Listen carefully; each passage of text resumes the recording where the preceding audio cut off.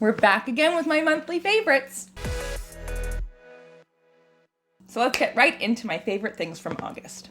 Now we're going to start with books like I normally do, but I want to preface this, I guess, by saying, just so I don't mislead people. I don't know why, I just feel like this is a thing that's not really a thing.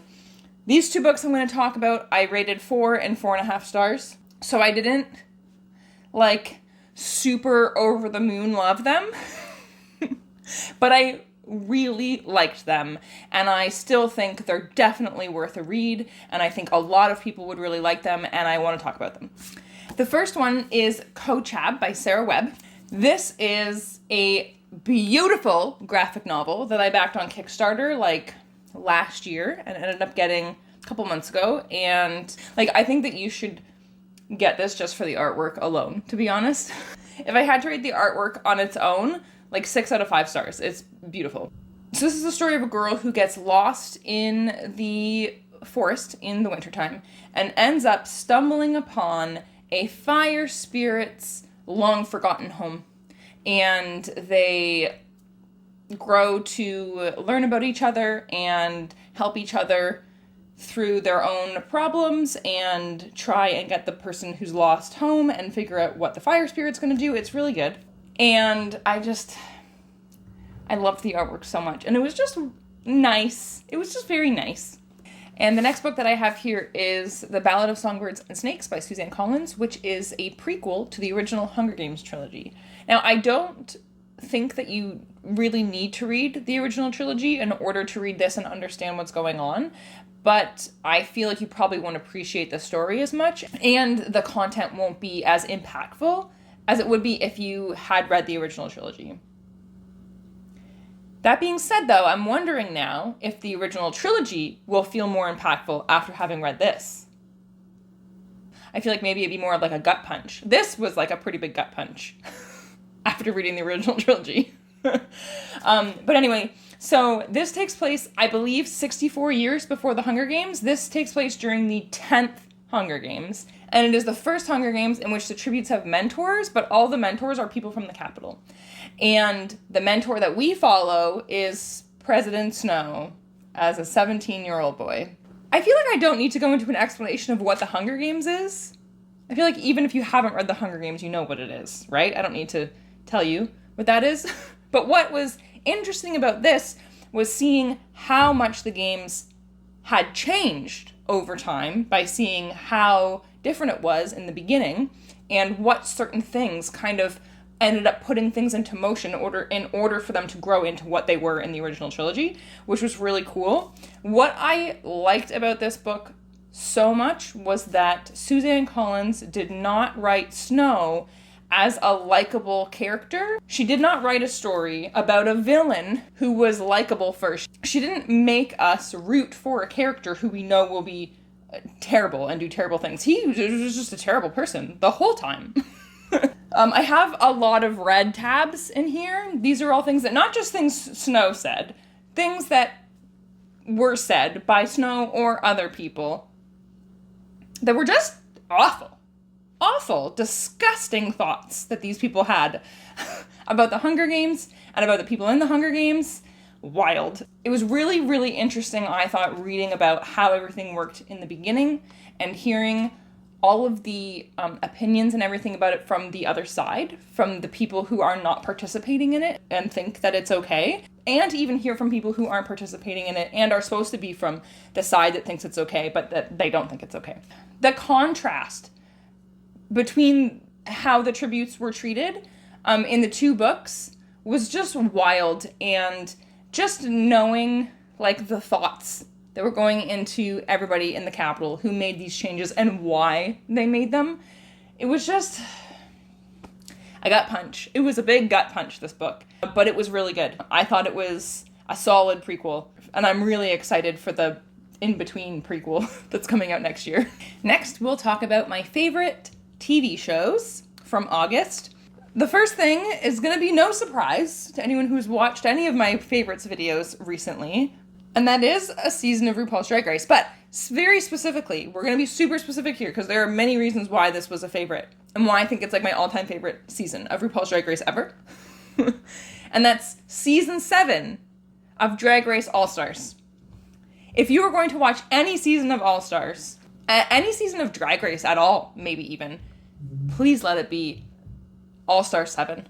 Please. Because it was good. Obviously, that's why I'm talking about it.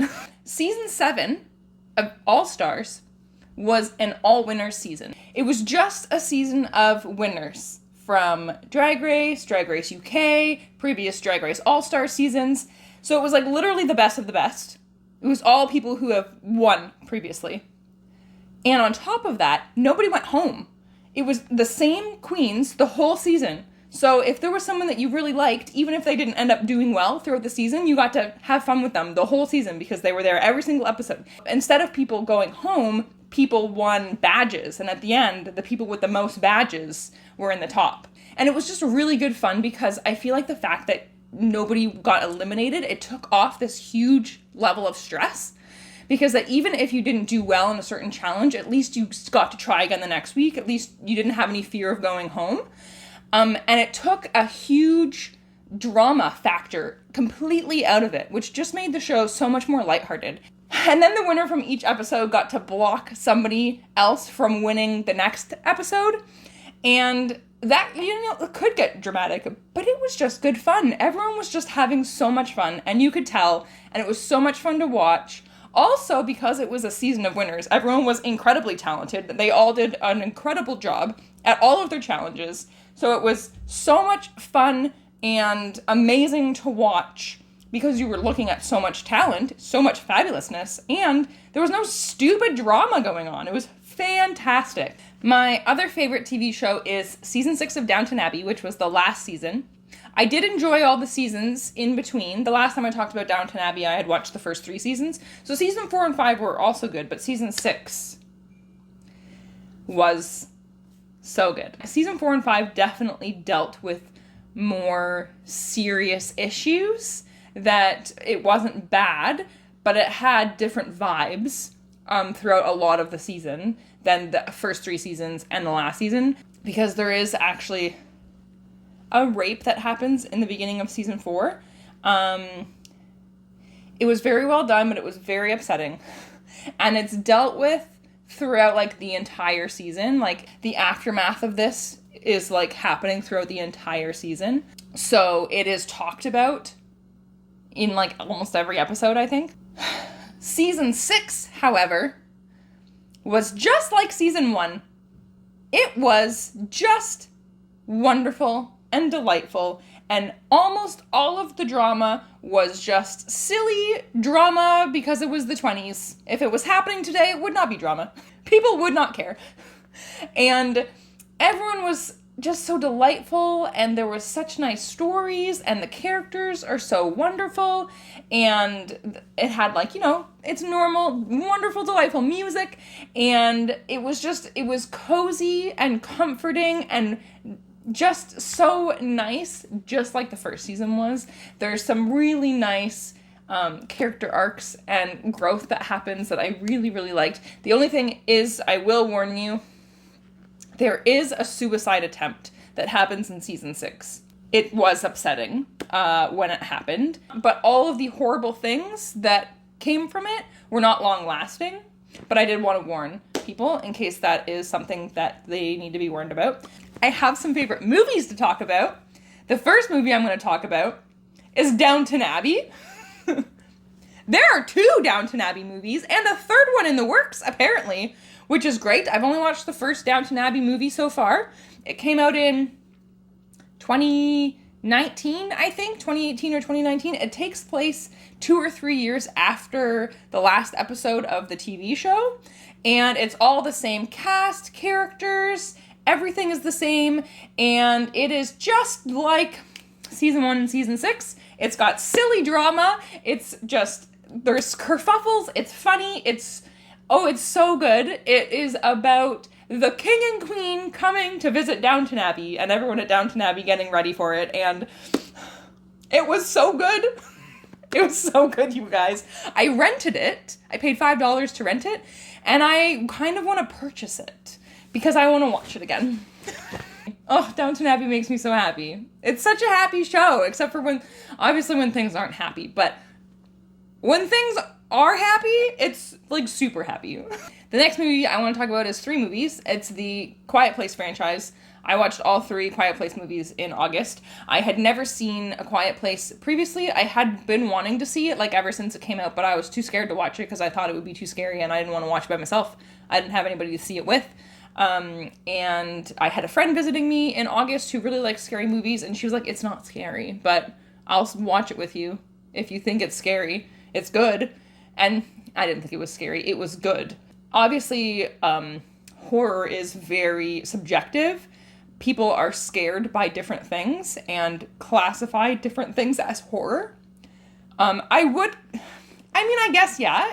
classify it as a horror movie. It didn't scare me, but that's because it's about things that don't generally scare me when I'm watching movies, but it was so well done. So for those of you who aren't aware, A Quiet Place takes place, I think, about a year after this alien invasion of these big, giant, scary aliens that do not have eyes, but have very sensitive hearing. So they can't see where you are, but because their hearing is so sensitive, and that's what they go off of to know where things are to eat and murder, you have to be incredibly quiet. Any sudden noise will attract them almost immediately, and you're dead, gone.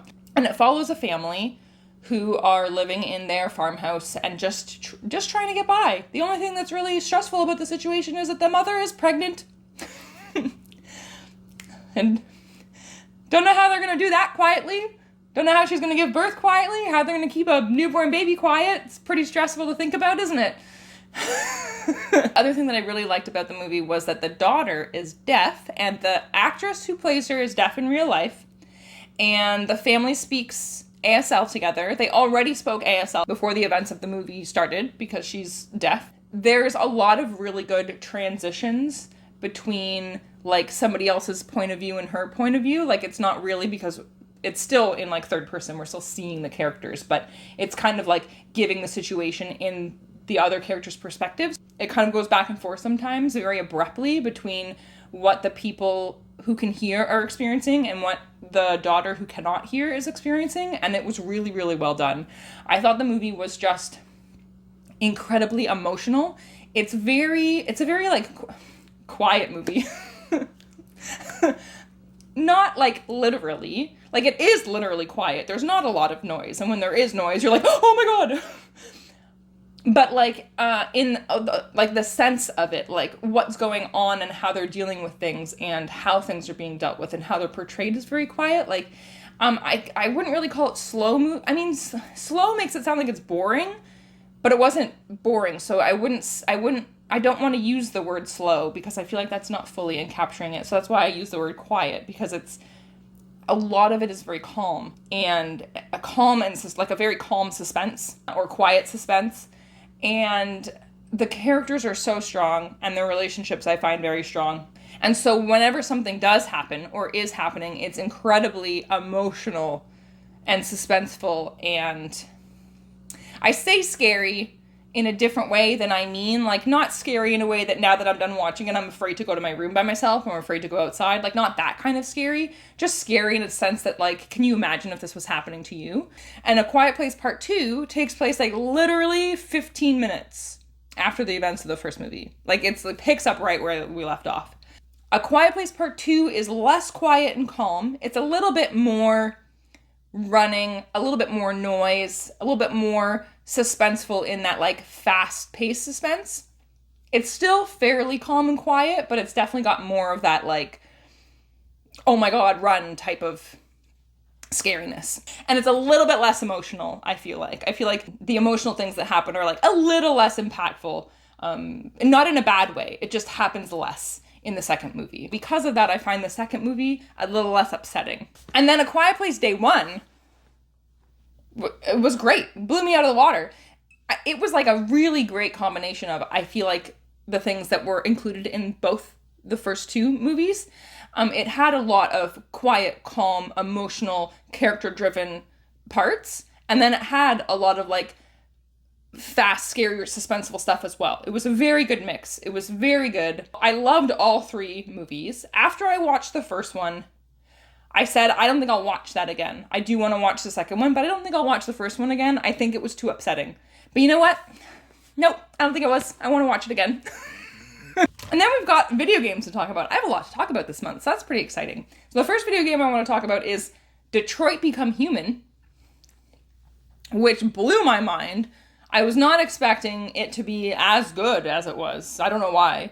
I wasn't expecting it to not be good. I just didn't really know what I was expecting, I guess. And I was blown away. So Detroit Become Human is a choice-based narrative game. I think people who are not very good at video games or don't really like consider themselves a gamer, but they are interested in trying some games out, I think this would be a really good starting place. I think choice-based narrative games are really good starting places for people who haven't played a lot of video games or haven't played video games at all but want to get into it, because there isn't a lot of like hand-eye coordination or like reaction response needed and stuff in the same way that is needed in like combat style games. So Detroit Become Human, like I said, is a choice-based narrative game about a not very distant future where androids are very common. They look just like people. The world around everyone in the story is very futuristic, even though it's not that far in the future. And these androids, there are many different styles of them that have different jobs, and they've basically taken over the job markets and the workforce. But of course, they're designed to not harm humans or anything like that. But lately, they have been doing so. And androids that are not following protocol are called deviants. And it follows 3 different androids. So it goes back and forth between the stories of 3 different androids, and you get to play all of them.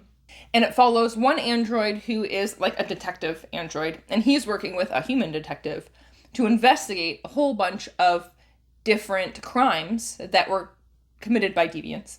And then you also follow an android who had a very loving owner, and the android took care of him. But then his owner dies, and the android kind of goes off to find a bunch of new androids who are also deviants who have run from their owners. And then also follows a maid android whose owner is abusing his daughter, and she runs away with her. And all of their stories end up like connecting towards the end.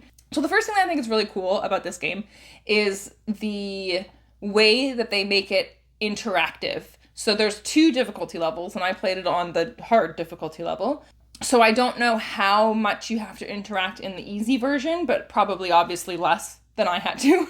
There's a whole bunch of really fun controls in order to make the game interactive in places that maybe otherwise wouldn't be interactive. So if you need to open a door, instead of just pressing X or something to open a door, you have to move one of the joysticks in a certain direction or a certain way in order for the door to open. And in order to do something, you have to press certain buttons in a certain order or at a certain time. And also use like everything about the controller that I haven't really used on the PlayStation before. I played this on the PS4, by the way. So it used the touchpad and it used motion control. I've only used the touchpad as like an actual touch motion when you're playing the guitar in The Last of Us Part 2. Otherwise, I've literally only ever used it as a button. So it was really cool that you used it like, you had to like press on it, move your finger up and down or side to side on it and stuff for certain things. That was really cool. And then motion control. The most I've used motion control, again, is for making my flashlight work again in The Last of Us. So that was really cool that it just included pretty much all the different ways that you can use the controller to make this game as interactive as possible. The other thing that was really, really great and amazing about this game is that the choices that you make definitely, fully, really actually impact how the story continues. I haven't played it again yet, but the stories can be so wildly different depending on what you do. And it shows you at the end of every chapter like where the stories branched off depending on what choice you made or what you did and how the story could have gone in so many different directions. It's really cool, first of all, that it shows you this, that it shows you how there were so many different options and how like some of the stories would have gone longer or they would have ended sooner. What I did end up doing though is I did replay the last chapter because I got 2 characters killed in the last chapter, so when the game was over, it was not a satisfying ending because 2 of the main characters were dead. So we went back and replayed the last chapter, to try and save them. And there was so much more gameplay that we unlocked by making different choices and doing different things. So I can't even imagine playing the whole game again and seeing how different it can be. So interesting, so well done. I can't even wrap my brain around how this game was created. It's wild. The graphics are great. The acting, the dialogue is amazing. It has the guy who plays Jackson from Grey's Anatomy in it, so that's cool.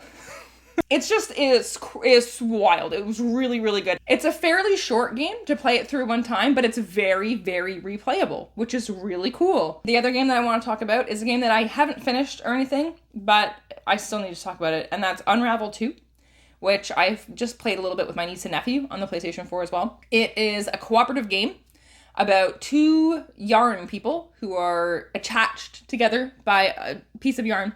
And I think they've just kind of accidentally left their world and they're trying to find their way back to their yarn world, I think is what's happening. And it's a side scroll, which I'm normally not a huge fan of side scrolls. I don't mind them if it's cooperative though, because you're interacting with somebody else and that makes it more interesting because you're working together instead of just doing it by yourself. But it's gorgeous. It is a gorgeous side scroll. My goodness. It is so pretty. The music, there's super calming music, and even like the places that you're traveling through sometimes have very calming scenery with this calming music, calming background noise, and it's just a puzzly game to try and figure out how to keep going forward. And like, it's about like swinging off of things or using one yarn person to swing while the other yarn person does something else, and using the string that you're connected with to do things in order to get past things, and like moving things out of the way or moving things so that something else moves up and you can jump on it, stuff like that. There are some parts where there's like enemies, but it's not like you have to battle them or anything. You just have to find ways to get around them without touching them or dying or whatever. So it just adds a little bit of urgency to the puzzle solving whenever that happens. But as a whole, so far from what I've played, very calming, very wonderful. Does obviously have stressful parts, but it's not the same as like trying to fight a monster. You're just, running away from it and having that be included in trying to figure out how to get past a certain part. But absolutely delightful. Would love to play that again. Would love it if I had more friends who came over in my house often so that we could play it together on my TV. But yeah, super great. Had to mention that one. Those are my favorite things from August, and I hope you guys have a good day. Bye.